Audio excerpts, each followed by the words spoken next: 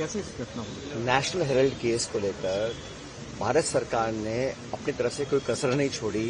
Congress party को, गांधी परिवार को झूठे केस में आरोपी बनाने की उन्होंने पूरी ताकत लगाई और आज कोर्ट ने इस पूरे केस का संज्ञान तक नहीं लिया, सिरे से खारिज कर दिया।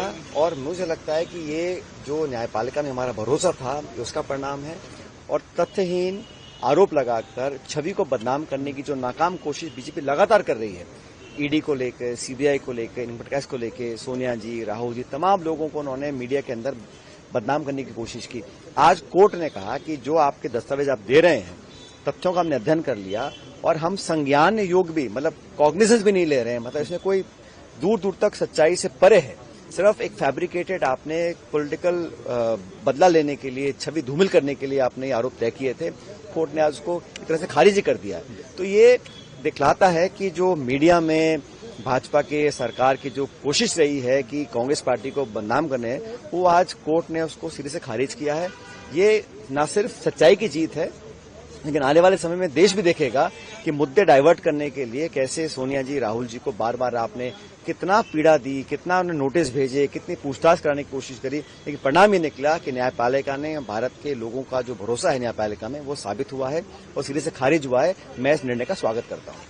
वोटर चोरी को लेकर आप लोग पार्लियामेंट में आवाज उठा रहे हैं। बंगाल में भी करीबन 50 लाख से ज्यादा लोगों का जो है नाम काटे गए हैं ड्राफ्ट जो जारी हुई है एसआईआर में। आप लोगों की चिंता यही थी कि बार बार घुसपैठियों का जिक्र करके सरकार जो है नाम काटने की कोशिश करती है।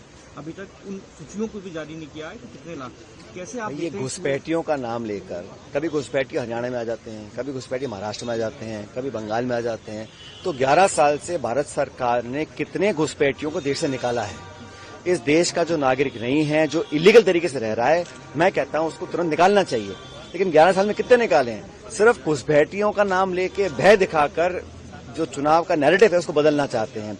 और हमारा ये कहना है कि एसआईआर पहले भी देश में हुई है, आज भी हो रही है, लेकिन इतने कम समय में, इतनी जल्दबाजी में दबाव बनाकर बीएलओ को आत्महत्या करनी पड़ रही है। कितने दुख की बात है देश के लिए। तो हमारा जो पूरा जो प्रक्रिया है वो पारदर्शी हो, उसका संज्ञान इलेक्शन कमीशन ले और एक निष्पक्ष तरीके से अगर एसआईआर होता है, किसको आपत्ति है। लेकिन जब आरोप आ रहे हैं, जल्दबाजी में आप कर रहे हैं, जिंदों को आप मरा हुआ दिखा रहे हैं, लाखों लोगों के नाम काट रहे हैं और घुसपैठियां कहकर आप किसान, दलित, पिछड़े, इन लोगों के नाम आप अगर काटेंगे तो उसके खिलाफ आवाज बुलंद करना हमारा अधिकार है, हमारी जिम्मेदारी है। उस काम को हम लोग कर रहे हैं।